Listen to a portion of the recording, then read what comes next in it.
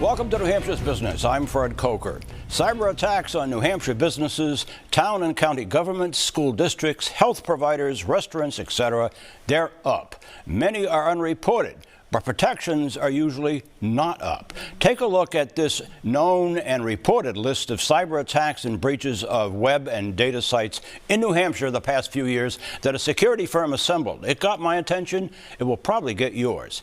So, cyber attacks in New Hampshire: Salem, data; Stratford County, dispatch and government; computer systems, malware; Ware Police Department, hacking, malware; Portsmouth and its police department, phishing; cyber attack breaches in New Hampshire again: Durham Police Department, ransomware; Peterborough, phishing. That's $2.3 million of phishing. Keene, hacking data; Garrison Women's Health Center, that's in Stratford County, data.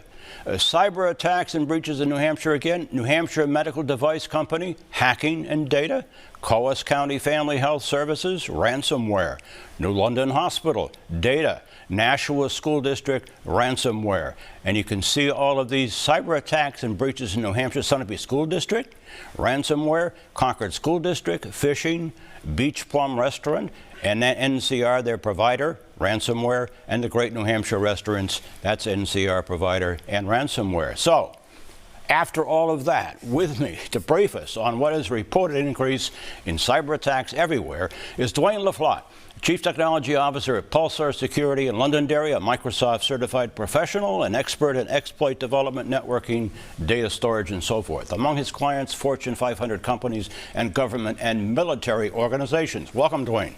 Thank you. Nice to have you here. Yeah, glad to be here. You're based in Londonderry, but you're all over the country. I know that.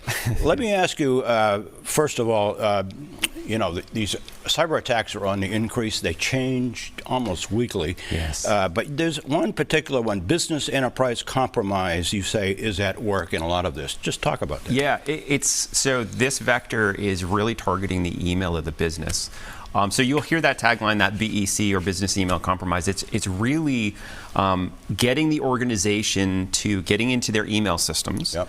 And then intercepting all of the requests for payments and money and that sort of stuff, and then redirecting them to different bank accounts. And it's sneaky because a lot of times you don't even know it's happening until it's already done. That's, yeah, and Clorox just went, Clorox, if you buy Clorox at the grocery store, there may not be a good supply. They just got hit by a cyber attack. In New Hampshire, more vulnerable targets are schools and hospitals. What are you seeing on that? Yeah, so interestingly enough, we are seeing a lot of schools and hospitals get hit. And the hard thing about schools and hospitals is, A, keeping systems up to date is really hard to do. Having the staff and time to go through and secure things, but we're seeing a lot of ransomware. As you showed on the list here, a lot of ransomware attacks. Quick hit, go in and try and get money by encrypting as much data as you possibly can. Should they pay? I always say no. Okay. I always say no. Have a great backup strategy so that you can restore your data and you don't have to pay. The costliest kind of attack, as you know, is phishing. Yes. And that's clicking on suspicious email links, right? But there's also smishing and vishing. Yes. Where you receive a suspicious text or email. Mm-hmm. So that's all in the increase. Yes. Right? Interestingly enough, it sounds like we make these terms up, right? So when we start talking about receiving text messages or now even voice messages, where it sounds like there's a person that you know asking for certain things or asking for money, a lot of this is on the increase.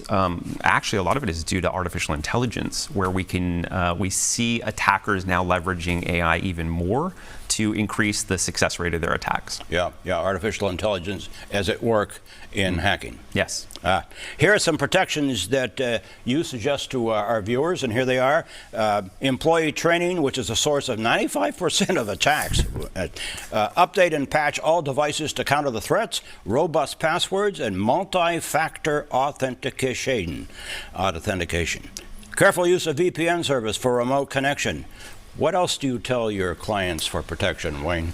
So one of the things I would absolutely say is the first thing to do is trust but verify. If somebody sends you an email and says, I'd like to change my 401k or change my bank data, etc., absolutely make sure that you take that email and trust that it came from them, but then verify over a different channel. Either call them at the house, call their cell phone, make sure it's actually a real request. Right.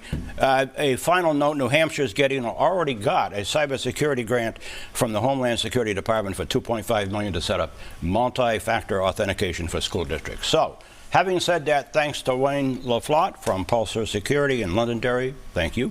And if you missed part of this briefing on cybersecurity, you can go to WMUR.com where it will be posted all this week.